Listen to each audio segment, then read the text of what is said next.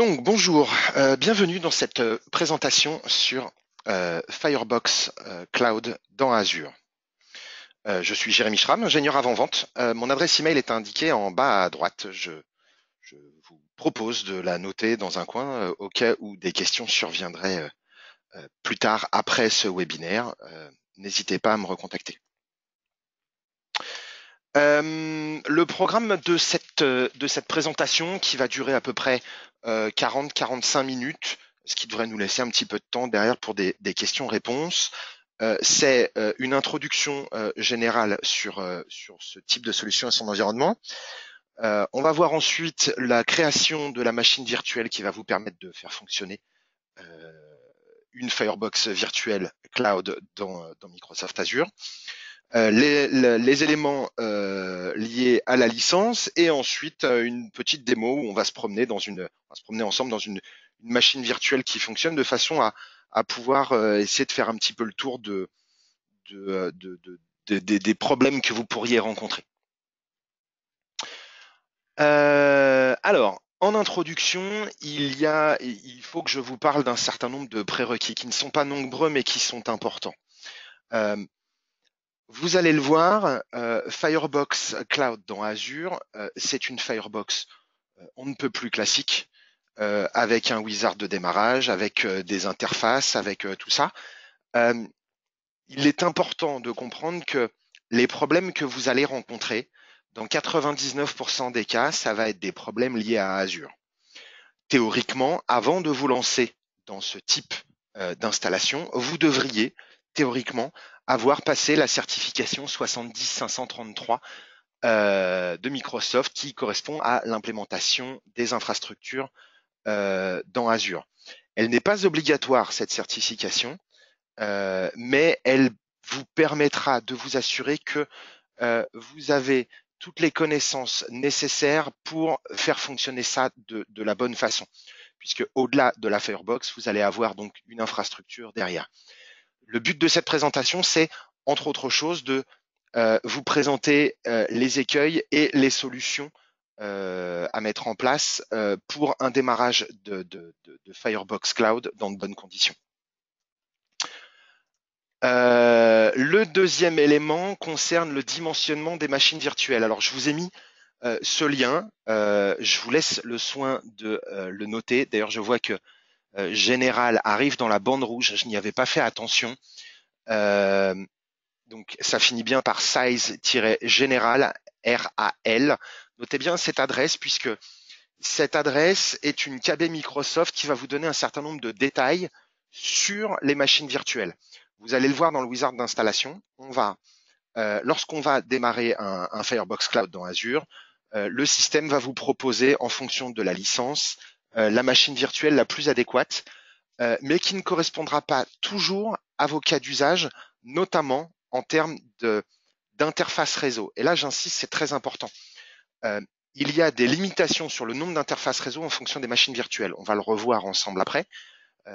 Donc, il est important que vous songiez au dimensionnement de votre Firebox Cloud avant de la démarrer. Alors, on peut très facilement changer une machine virtuelle, le modèle d'une machine virtuelle a posteriori. En revanche, changer de machine virtuelle, ça change le coût. Donc, ça modifie la façon dont vous allez vendre la solution, ou que ce soit à votre client ou à votre direction si vous êtes client final. Donc, cette URL est très importante. Ensuite, il est très important de définir qui va arriver le premier dans Azure, la Firebox ou l'infrastructure. Est-ce que vous mettez en place une Firebox de façon à pouvoir ensuite mettre en place une infrastructure, ou est-ce que vous allez mettre cette Firebox en amont d'une infrastructure déjà existante? Ça va avoir un impact sur la façon dont vous allez gérer le réseau et sur la façon de planifier le démarrage de votre Firebox. Vous allez voir pourquoi. Donc voilà, ce sont les trois grands éléments. Rien à voir, je suis désolé, vous entendez peut-être du bruit derrière moi, il y a des travaux dans la rue. J'espère que ça ne vous dérangera pas trop, ça ne devrait pas être trop audible. Continuons. La machine virtuelle. Pour pouvoir démarrer votre machine virtuelle, vous allez donc récupérer la licence, etc. Vous allez probablement même vous diriger vers l'AKB qui a été créé spécifiquement pour vous aider, pour vous détailler le processus de démarrage. Donc la première étape dans ce démarrage, c'est de générer une clé publique et une clé privée qui vont vous servir à sécuriser des échanges avec votre VM. Pour ça, vous allez télécharger putygène.exe, par exemple à l'adresse qui est indiquée, mais en faisant une recherche dans Google, vous allez trouver assez facilement la source d'installation.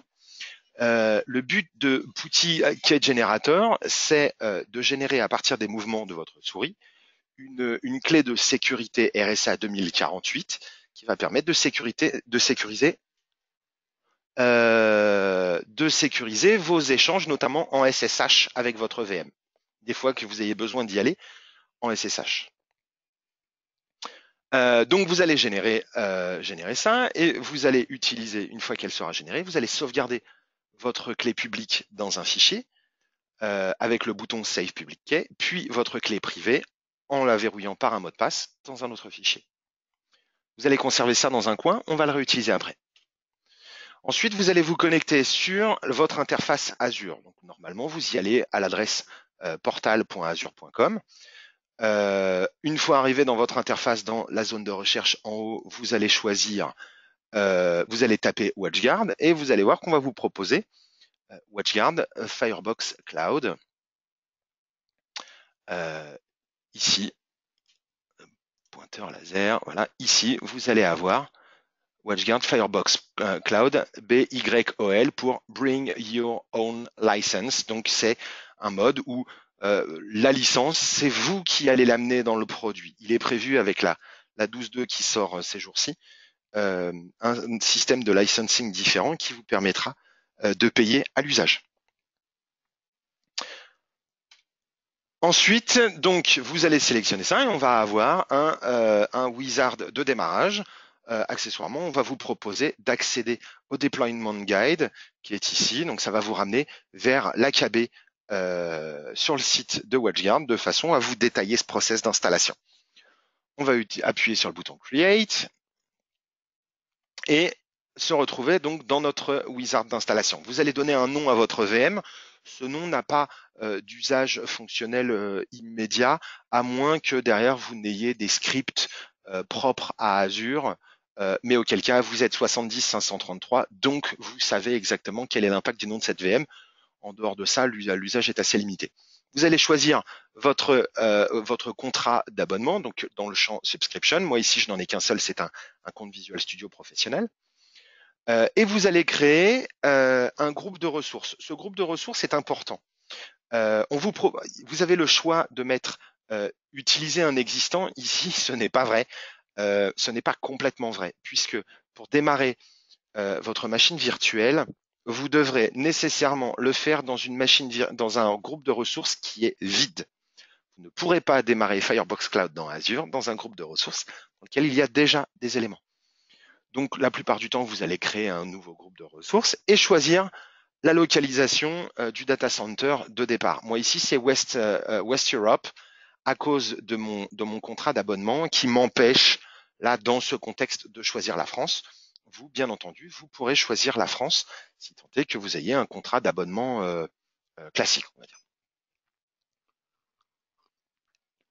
Ensuite, vous allez donc choisir dans le menu déroulant votre type de licence. Le type de licence, small, medium, large ou X-large, correspond à la capacité de traitement maximum de la VM. En small, si je ne dis pas de bêtises, on va supporter 2 Go de RAM et un virtual CPU. Votre machine virtuelle peut avoir bien plus que ça, mais seuls les éléments compris dans la licence vont être utilisés réellement par le Firebox Cloud. À partir de ce choix de licence, le système va vous proposer une machine virtuelle qui va être adaptée en termes de performance et qui va être adaptée en termes de coût.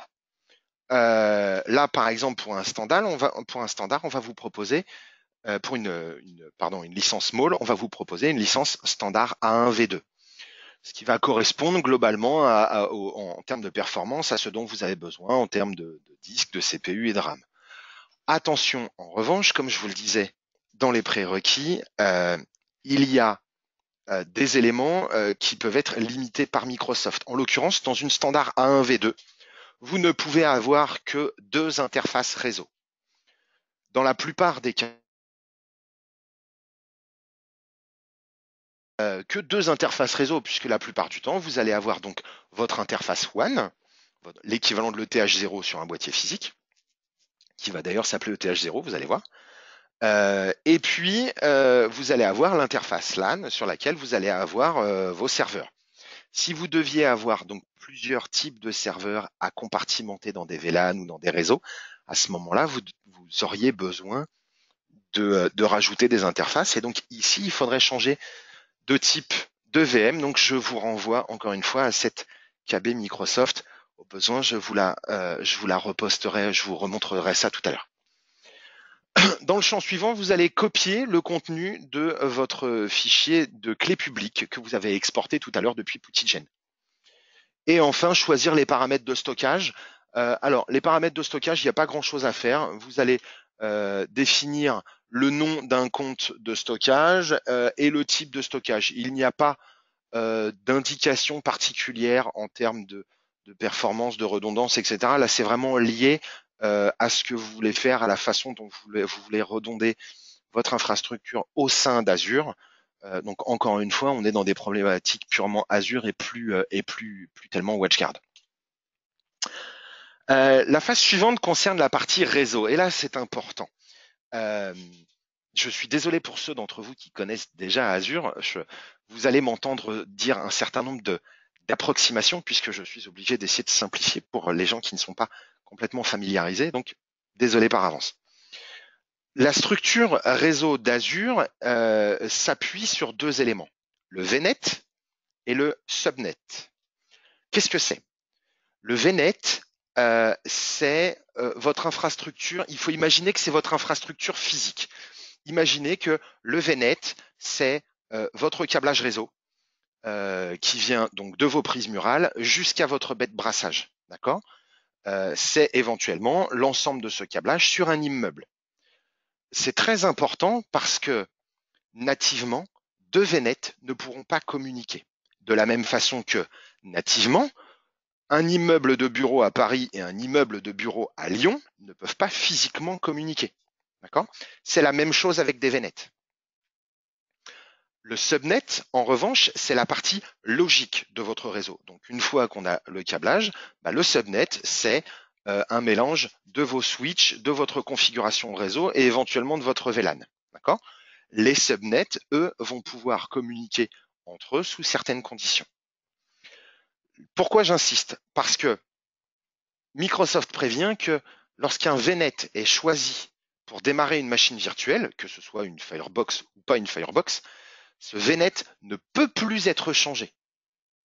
Si vous vous trompez de VNet, vous devrez supprimer votre machine virtuelle et la recréer. Alors, je vous rassure, vous n'allez pas perdre votre licence. La licence, si vous ne l'avez pas encore activée, ça n'aura pas d'incidence. Si vous l'avez déjà activée, on en reparlera plus tard, vous pourrez faire appel au Customer Care pour la réétablir, la remettre en place. On va voir ça après quand on parlera des licences. Mais quoi qu'il arrive, c'est du temps de perdu pour vous. Et éventuellement, pourquoi pas des impacts en production ou une mauvaise image auprès de vos clients ou de votre direction. Donc, on ne se trompe pas de subnet. C'est pour ça que je vous disais tout à l'heure, dans les prérequis, qui arrive le premier, la Firebox ou l'infrastructure. Donc, si l'infrastructure est déjà en place, le VNet, il ne faut surtout pas en créer un. Vous allez cliquer sur VNet et choisir le VNet qui existe déjà. Si c'est une création, à ce moment-là, vous allez devoir créer un VNet et les serveurs que vous rajouterez ensuite dans votre infrastructure devront venir dans le même VNet. Il y a moyen de faire communiquer des VNet entre eux, mais 1, c'est pas très pratique. 2, ça a un coût. Donc attention avec les VNet. Ensuite, dans les subnets, vous allez donc choisir 2 subnets. Un qui va être affecté, comme vous le voyez, à la partie external. En fait, la partie external, ni plus ni moins, ce sera votre TH0, c'est la partie publique. Et un deuxième subnet qui sera votre trusted, par défaut, le TH1. Si vous avez une machine virtuelle qui supporte plus de 2 interfaces, vous pourrez, après ce wizard d'installation, créer d'autres interfaces. Là, on est sur un wizard de démarrage standard. Ah, j'ai oublié de vous préciser, ici, vous pouvez avoir une IP, vous allez mettre une adresse IP publique qui ne sera pas nécessairement fixe, mais là, encore une fois, on est dans des considérations Azure. Mais mettez bien une IP publique. Et ici, vous allez avoir le nom de votre Firebox. Vous pouvez le récupérer dès ce moment-là, c'est Firebox Azure-9AF011.West Europe, puisque moi je suis en West Europe.cloudapp.azure.com. Si vous ne l'avez pas récupéré à ce moment-là, pas d'inquiétude, c'est un élément qu'on pourra toujours récupérer, et c'est tant mieux, puisque c'est ce dont on se servira pour accéder à notre Firebox.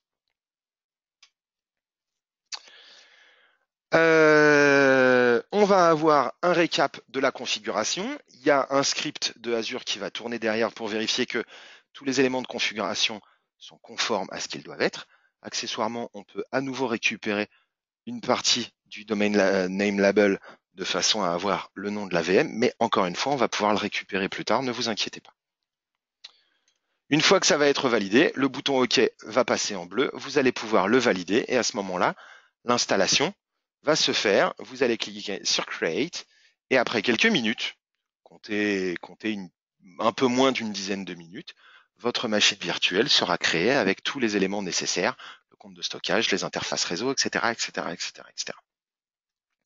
Pendant que cette machine se crée, on va profiter, on va aller s'occuper de notre licence.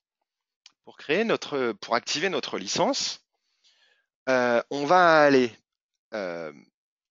dans les ressources et notamment dans les comptes de stockage, donc qui sont ici, Storage Accounts. On va sélectionner le compte de stockage qu'on a créé. Donc moi ici, il s'appelle JS Lab, parce que JS c'est moi, Firebox Storage 1.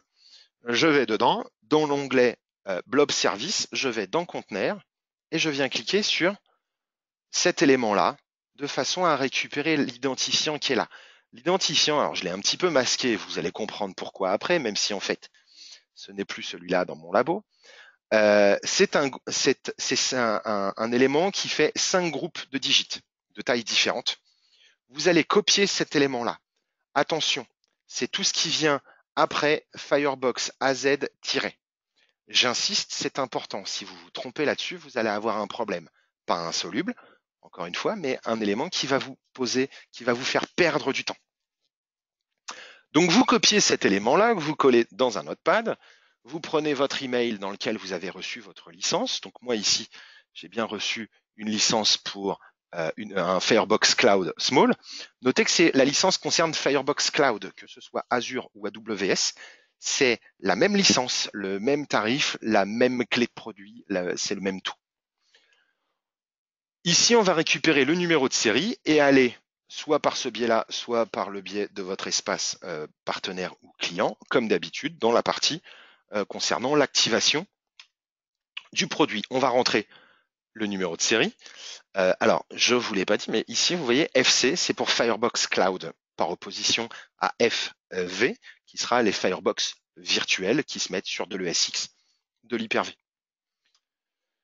Vous allez pouvoir mettre un nom qui va servir à identifier votre licence dans votre pack de licences de vos différents produits dans votre compte partenaire ou dans votre compte client. Et ici, vous allez indiquer l'instance ID. Et donc, on va retrouver nos 5 groupes de digits. Donc, j'insiste, c'est très important. Uniquement cette partie-là, pas Firebox AZ. J'insiste parce que si vous mettez plus de caractères ou pas les bons, l'activation va se faire malgré tout. L'activation va se faire sur un élément qui ne va pas être licenciable. C'est-à-dire que quand vous allez vouloir mettre la licence dans votre Firebox, elle va être refusée parce qu'elle est invalide, parce que pas liée au numéro de série, en fait, de votre machine virtuelle. Ce qui implique que vous allez devoir contacter le Customer Care pour qu'il réinitialise cette activation. Dans les 30 premiers jours, ils vont pouvoir très facilement resetter l'activation et vous permettre de recommencer ce process d'activation. Au-delà des 30 premiers jours, il faudra leur donner le compte de stockage, donc ce fameux ID, le bon ID, pour que eux puissent procéder à la réactivation. Et ça leur prendra du temps. Dans certains cas, ça peut prendre plus de 48 heures. Donc c'est autant de temps que vous allez perdre dans votre déploiement. C'est pour ça que j'insiste, je suis désolé. Vous allez accepter le End User License Agreement et accéder à une page que vous connaissez pour toutes vos activations et récupérer votre feature key. Votre feature key, elle ressemble à toutes les autres feature keys. Donc, on aura ici notre numéro de série, FC, le licence ID du même type. Et par rapport à une licence d'un boîtier physique, on va récupérer ici le Instance ID où on aura, alors ici je suis désolé quand j'ai masqué j'ai fait une bêtise, mais en fait ici on aurait bien nos 5 groupes de digits séparés par des tirets comme on les a vus depuis le début de ce process d'activation. Alors, maintenant qu'on a récupéré notre licence et qu'on a patienté suffisamment de temps pour avoir notre VM qui démarre, ben on va passer à de la démo. Merci d'avoir suivi ce PowerPoint et on va essayer de passer sur des choses un petit peu plus intéressantes. Et donc pour ça, on va aller, c'est un petit peu vite, on va aller dans notre portail Azure de façon à voir quelques éléments très rapidement. Si je viens dans machine virtuelle, je vais voir que ma Firebox Azure est démarrée. Il me reste du crédit Azure, c'est parfait. Elle est démarrée, elle est dans un groupe de ressources, elle est liée à mon pays, etc., etc., etc. Pour pouvoir me connecter sur cette Firebox Azure et pouvoir mettre ma licence et démarrer ma configuration, je vais avoir besoin de l'adresse à laquelle je vais pouvoir me connecter dessus. Et donc, je vais retrouver les éléments dont je vous parlais tout à l'heure, où on va retrouver le nom de l'instance, .westeurope.cloudapp.azure.com. Alors, je me doute qu'il y a des petits malins qui vont vouloir la prendre et me faire une blague et me devancer. Je vous détrompe tout de suite, j'ai déjà changé les mots de passe. Donc ici, je vais pouvoir prendre ça, et comme sur n'importe quelle Firebox, en fait, je vais rentrer cette adresse dans mon navigateur avec un HTTPS devant et un 2.8080 derrière, d'accord, pour arriver à une page que vous connaissez tous très bien. Je vais me déconnecter, qui est celle-ci. Le login par défaut, ça reste admin, mais comme cette machine est directement publiée sur le web, clairement, le mot de passe par défaut n'est plus read-write comme on l'avait sur les Firebox physiques et virtuelles, puisque cette machine est directement exposée. Le mot de passe par défaut, c'est encore une fois l'information du compte de stockage. Donc le fameux groupe, le fameux ensemble de 5 groupes de digits. C'est ça votre mot de passe par défaut. D'accord? C'est pour ça que je vous ai dit que, encore une fois, il fallait le conserver comme il faut. Si vous, d'aventure, vous ne l'aviez pas gardé à cette étape, c'est très facile. Pour le retrouver, on revient dans Storage Account et on va revenir récupérer ici le compte de stockage lié à la machine Azure. Et là, je peux vous le montrer parce que de toute façon, cette machine sera détruite. Ça ne représente pas un gros problème. Je reviens dans Blob Service, conteneur. Et ici, je vais avoir mon ID qui va être caché là. D'accord? Donc, je récupère mon ID et ça, c'est mon mot de passe par défaut. Donc, moi, je vais aller chercher mon mot de passe pas par défaut.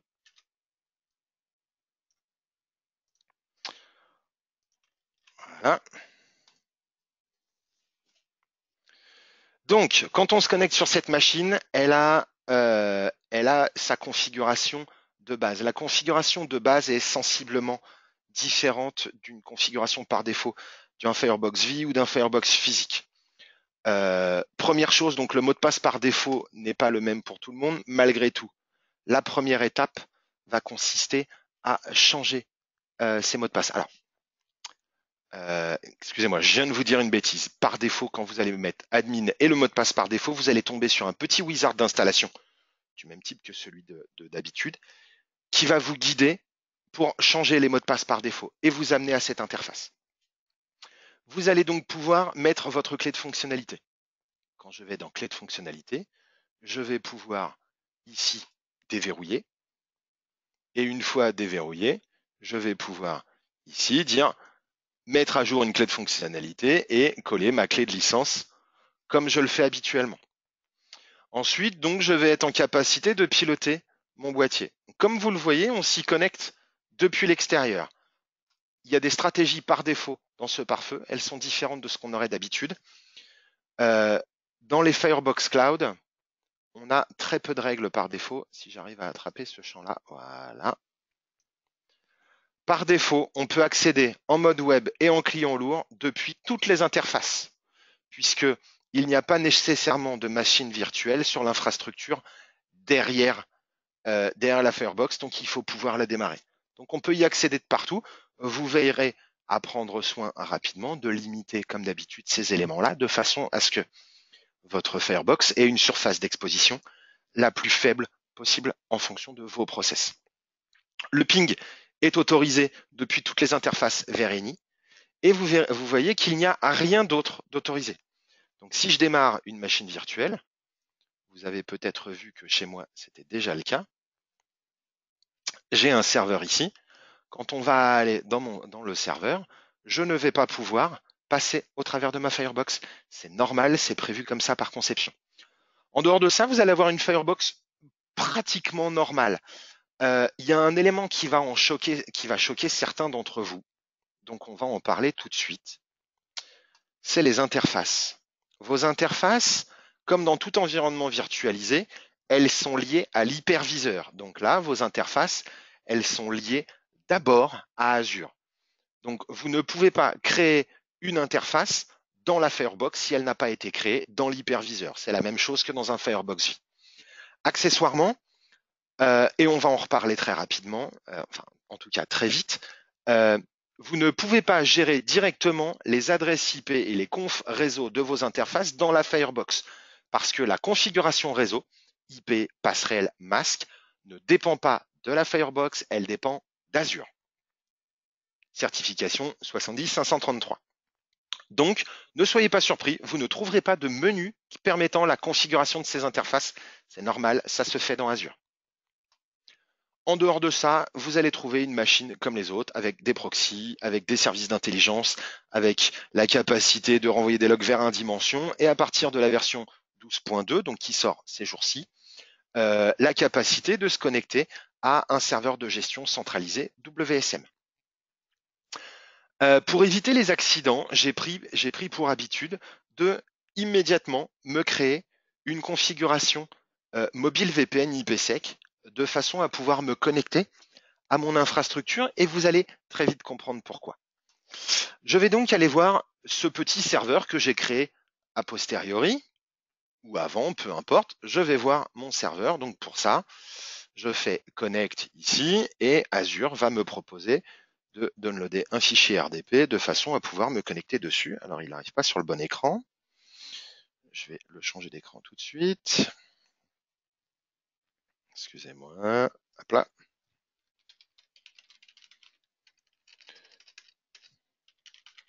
Je tape mon mot de passe.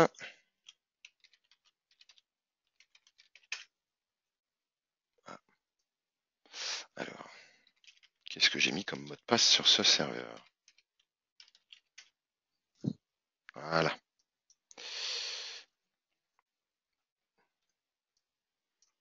Donc, je me connecte à mon serveur et vous allez voir que, comme n'importe quel élément Azure, c'est pas tout à fait la bonne résolution, il a une configuration réseau qui lui est imposée par Azure.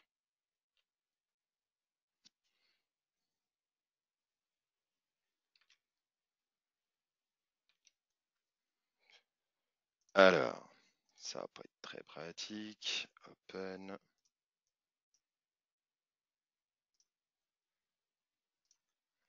Hop là. Ma machine virtuelle est démarrée. Si je vais voir, allez, je suis désolé, hein. La première connexion sur une machine Azure, parfois ça prend un petit peu de temps. Si je fais un CMD,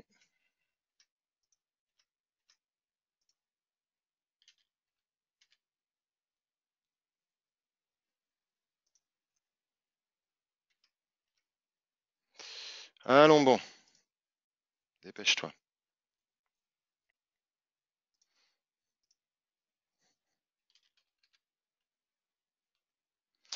Voilà. Cette machine, elle a une configuration réseau qui lui est imposée par Azure. Donc, cette machine, elle est en fonction du subnet dans laquelle elle est en 192.168.104 avec une passerelle qui est 192.168.101. D'accord? À partir de là, allons voir la Firebox. Et la Firebox, elle a comme adresse sur le réseau de mon infrastructure le 192.168.105. Donc, le premier réflexe, pour les gens qui ne connaissent pas Azure, serait de se dire, bah, pas de problème, je vais aller dans ma configuration réseau, dans la configuration de réseau de mon serveur, et je vais changer cette adresse de passerelle. Ne faites surtout pas ça. Dans une infrastructure Azure, on ne change pas manuellement la configuration réseau d'une machine, ça se gère au niveau d'Azure. N'oubliez jamais ça, la configuration réseau dépend entièrement, encore plus que dans un hyperviseur classique, dépend entièrement d'Azure. Donc on ne modifiera pas la passerelle. Donc comment est-ce que je vais faire pour faire en sorte que mon boîtier se retrouve à gérer ici les communications de ma machine qui est en 192.168.104. Eh bien, c'est assez simple. On va devoir modifier les tables de routage. Et pour pouvoir modifier les tables de routage, on va aller créer un objet particulier qui s'appelle une table de routage. Alors, vous trouverez facilement des KB Microsoft en cherchant DUR pour Defined User Route. On fait ça assez facilement en faisant ici créer une ressource.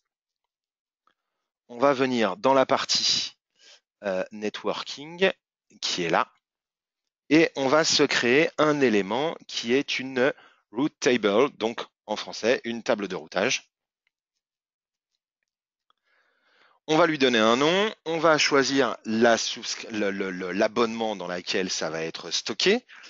On va mettre ça dans un groupe, dans un groupe de ressources. Ça n'a pas d'impact très fort. Je peux choisir n'importe quel groupe de ressources, choisir ma région, éventuellement activer du BGP ou pas, et créer un groupe de ressources. Donc moi, je ne vais pas le faire ici. Je vais vous montrer mon groupe de ressources existant. Mon groupe de ressources, pas mon groupe de ressources, ma table de routage. Ma table de routage, moi, elle s'appelle Red parce que nos boîtiers sont rouges et que j'aime bien ça. Ça me fait beaucoup rire. Si je peux la retrouver, je ne vais pas la retrouver. Ah,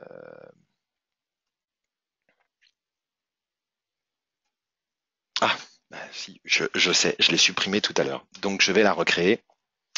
Excusez-moi, donc on va se le faire en live. Et cette table de routage, en fait, c'est ce qui va nous définir la façon dont on va faire, dont on va modifier l'utilisation d'une passerelle ou d'une autre en fonction de la destination réseau. Pour ceux qui ne sont pas très habitués des tables de routage, ça peut paraître un petit peu barbare. En fait, c'est quelque chose d'assez basique. Je n'ai pas besoin de BGP, oh, peu importe.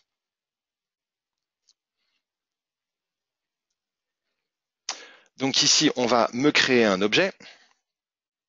Et dans cet objet, je vais indiquer que ma machine doit utiliser pour son accès à Internet, non pas la passerelle par défaut qui est 192.168.101, mais la passerelle à définir, à savoir le 192.168.105. Et donc ça, dès que ça va être créé, voilà, go to ressources. Hop là. Et donc ici, je vais lui définir des routes. Donc, je peux définir différents types de routes. Donc, moi, je vais faire une route basique en disant, bah, c'est Internet. Adresse préfixe, hop là, pardon, 0/0, ce qui correspond à tout. Et donc, je vais me diriger vers une virtual appliance qui est à l'adresse 192.168.105. Je vais créer mon élément. J'ajoute une route. Pour l'instant, cette route n'a encore eu absolument aucun impact sur quoi que ce soit puisque cette route n'est affectée à rien. Maintenant, je vais devoir l'affecter à un subnet. Je peux le faire directement ici dans mon objet route. D'accord? À ce moment-là, utiliser la partie subnet pour aller choisir le subnet à utiliser. Donc, je vais choisir mon VNet qui correspond à mon infra et choisir le subnet, pardon, de mes serveurs.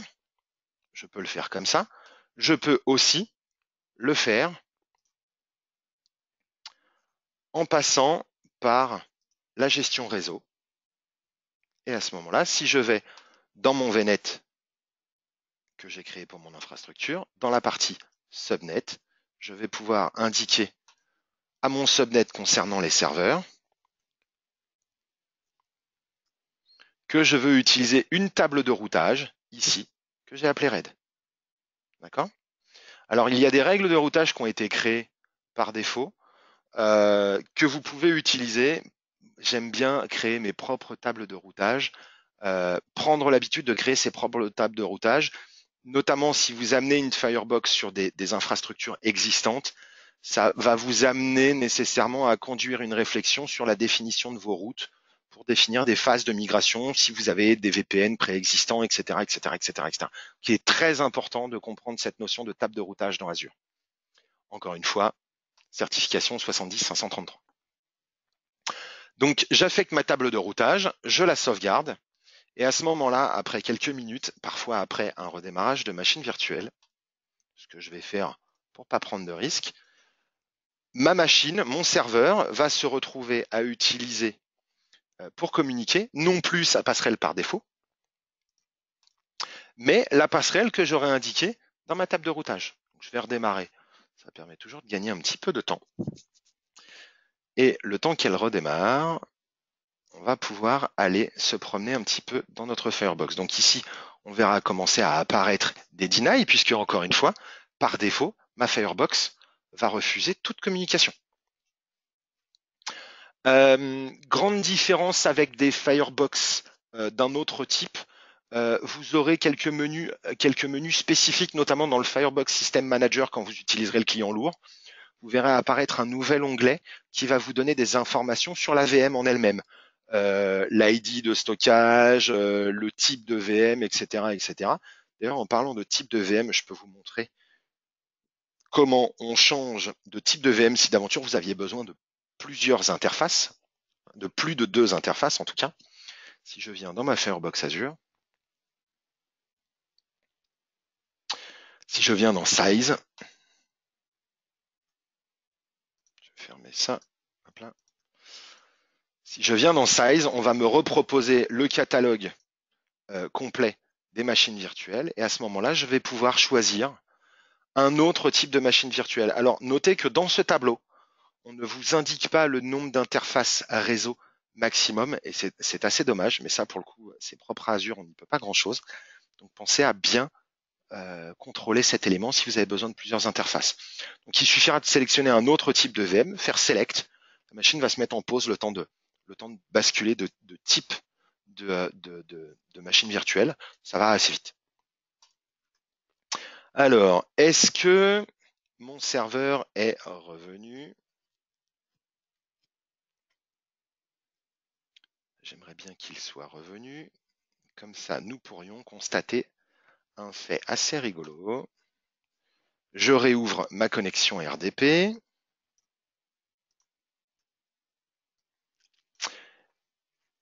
Et là, on attend la connexion. On va attendre la connexion et on va l'attendre longtemps. En fait, pratiquement jusqu'à la fin du monde. Nous n'allons pas pouvoir nous connecter à notre machine virtuelle pour une raison extrêmement simple, c'est qu'en rebootant, la machine a lu sa nouvelle table de routage et donc elle sait qu'elle ne doit plus communiquer au travers de la passerelle Azure. On lui a dit que pour accéder à Internet, elle devait passer par le Firebox. D'accord? C'est exactement ce qu'on a fait. Donc, effet de bord, on essaie ici de rentrer par la passerelle 192.168.101 et la machine, elle, essaie de sortir par la passerelle 192.168.105 qui lui refuse toute communication. Donc, c'est bon signe, ma table de routage a effectivement été prise en compte. Du coup, je n'ai plus accès à ma machine virtuelle. Donc, il faut être prudent avec ces notions de routage. Aucun problème. Ici, je sais que mon boîtier passe bien dans ma Firebox, ce qui veut dire que si je prends ma connexion VPN que j'ai pris le soin de créer tout à l'heure, ou que au pire je pourrais créer maintenant, puisque pas de souci, j'ai toujours accès à ma Firebox, et ben, je vais pouvoir ouvrir ma connexion VPN. Ici, je vais m'identifier avec un compte de la Firebox, puisque je n'ai pas encore d'Active Directory. Mon tunnel est actif, et à ce moment-là, si je fais un MSTSC, hop là, je vais pouvoir appeler ma machine qui est en 100.4. Voilà, demande de mot de passe. Je m'authentifie sur ma machine.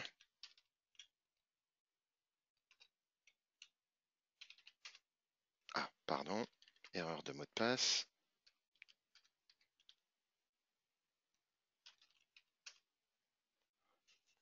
Et j'arrive donc sur ma machine virtuelle, mais non plus au travers de ma passerelle 192.168.101, mais bien au travers de ma passerelle Azure, Firebox Cloud dans Azure. D'accord? Ici, si j'essaye d'avoir un accès à Internet, vous allez voir que tout ça, c'est bloqué. Toutes les requêtes sont bloquées. Donc maintenant, je peux construire mes règles de sécurité pour que mon serveur ait du net ou pas, qu'il ait des requêtes DNS sortantes ou pas, qu'il puisse répondre, qu'il puisse avoir des réponses NTP ou pas, puisque voilà, j'ai des requêtes NTP. Et donc, on revient dans une configuration réseau, une configuration de Firebox classique. Donc voilà, c'était les éléments sur lesquels vous risquez de bloquer si vous n'êtes pas familier de Azure et l'aspect licence qui peut être un petit peu trompeur. Normalement, à partir de là, vous êtes sur une infrastructure qui est entièrement pilotable. Vous êtes dans un contexte que vous connaissez puisque c'est de la Firebox classique, avec les mêmes règles de fonctionnement, les mêmes conseils qu'on pourrait vous donner. Je n'ai plus d'autres éléments à vous présenter. Est-ce qu'éventuellement, vous avez des questions sur ces différents éléments? Je n'ai rien dans l'onglet questions, je n'ai rien dans l'onglet chat.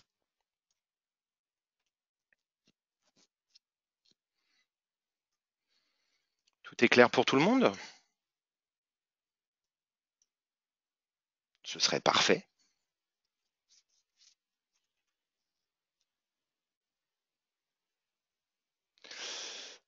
J'ai un commentaire, pas facile tout ça. Effectivement, c'est pas très simple. Alors, là, on a pris le temps de le détailler en 45 minutes. En réalité, j'ai refait l'essai ce matin, j'ai détruit ma machine virtuelle. À partir du moment où les quelques notions sont maîtrisées, démarrer cette Firebox Cloud, ça prend tout cumulé, ça prend 20 minutes en comptant des temps complètement morts où où la machine est en train de se créer, typiquement, où la table de routage est en train de se créer. Donc en fait, c'est quelque chose, ça paraît assez lourd comme ça, mais en fait, ça va très vite. Il existe un mode opératoire chez WatchGuard dans les docs en ligne. Oui, tout à fait. Ça existe dans la doc en ligne. Donc quand vous allez démarrer le wizard d'installation, en plus, on va vous le proposer. Je vais vous le remontrer. Si je cherche WatchGuard pour relancer un wizard avec mon Bring Your Own License, quand je vais démarrer mon wizard, on va me proposer ici le deployment guide, deploymentguide.pdf. Si j'y vais, vous allez voir tout ce que je vous ai présenté est détaillé. Si ce n'est que dans cette présentation, que c'était le but principal, j'ai essayé de vous soulever les points de détail qui peuvent vous poser des problèmes, et notamment cette notion de table de routage qui, quand on n'est pas familier d'Azure, peut paraître extrêmement lourd et surtout qui mène à des erreurs bien souvent. Quand on démarre dans Azure sans avoir suivi au moins de cursus de formation, à défaut de passer les certifications, souvent le premier réflexe c'est de se dire je vais aller dans ma machine virtuelle, dans mon serveur Windows, et je vais changer la conf réseau. Et là, tout de suite, ça vire au drame puisqu'on n'a plus de communication. Ça crée énormément d'effets de bord, donc c'est extrêmement compliqué. Donc, vous voyez, on a les options de licensing, donc le nombre de virtual CPU qu'on va pouvoir gérer dans Azure, dans AWS, le détail du déploiement. On retrouve ici le Output Ticket Generator pour la clé publique, la clé privée. On retrouve le wizard d'installation. Donc tout ça, ça vous est représenté. D'accord? La documentation existe. Il y a quelques pièges. Vous voyez ici, c'est précisé, mais je dois reconnaître que moi-même, la première fois que j'ai activé une licence, probablement l'impatience de la jeunesse, j'ai mal lu ça. Et soyons très honnêtes, moi j'ai mis ça comme clé de licence. Donc si j'ai insisté là-dessus, c'est parce que je sais que ça peut arriver même quand on a la doc sous les yeux. Le but du jeu, c'était vraiment de vous lever les écueils. Et si vous ne tombez pas dans ces pièges-là, vous allez pouvoir avoir des démarrages qui seront extrêmement simples et extrêmement rapides. Donc si vous avez besoin, je peux vous reposter ça. Je vais vous reposter donc l'adresse du guide. Je vais ressortir ma petite présentation pour vous redonner l'URL sur le dimensionnement d'Azure. Alors cette fenêtre me gêne. Voilà, donc les aspects dimensionnement d'Azure, vous pourrez les trouver à cette adresse. D'ailleurs, on va y aller ensemble pour faire un petit tour d'horizon tant que nous serons là.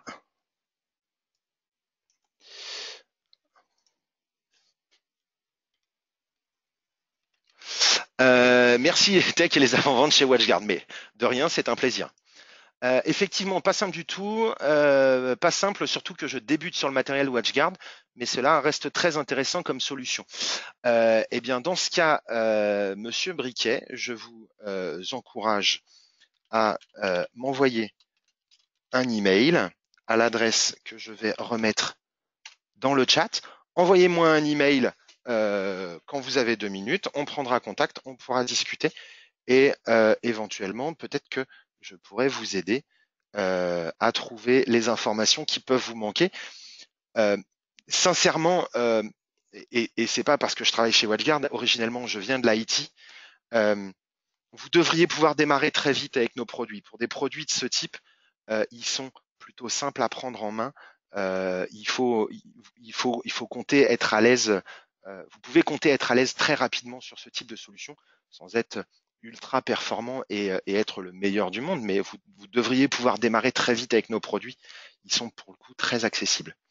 Donc si vous regardez l'écran que je présente, je suis donc dans l'AKB Microsoft qui, par type de VM, B Series, D Series, etc., va indiquer tout un tas d'éléments concernant les performances des machines.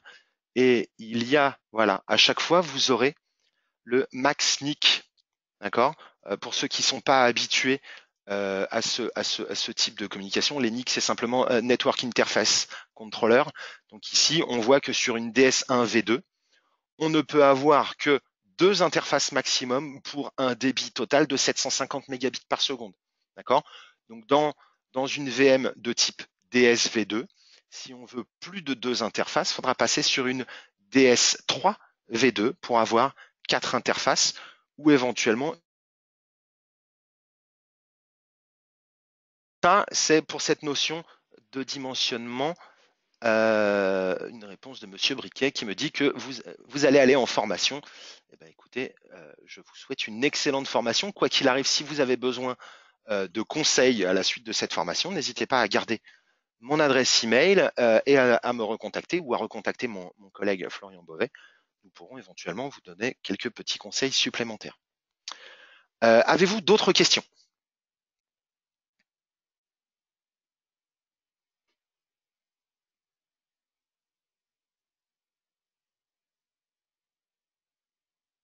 Je ne vois pas de questions arriver. Non, pas d'autres questions.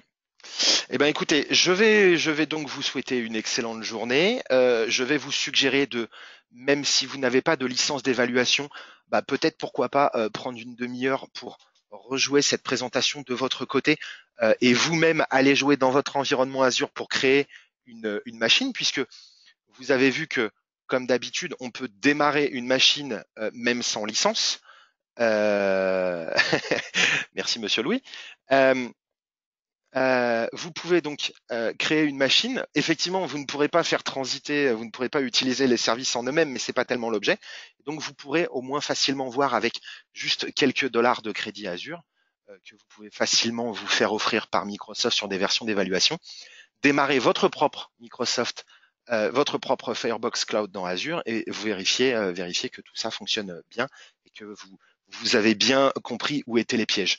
Si vous avez des questions, donc je vous ai remis mon adresse email. Cette présentation sera rejouée live tous les mois au moins ce trimestre. Donc n'hésitez pas à revenir. Ce ne sera pas en enregistrement, ce sera moi. Et puis bah, voilà, si vous avez des questions, il y a l'adresse email. Je vous souhaite une bonne journée. Pensez à vous hydrater, c'est un jour de canicule. Ne vous exposez pas trop au soleil. Passez une bonne fin de journée et un bon week-end. Au revoir.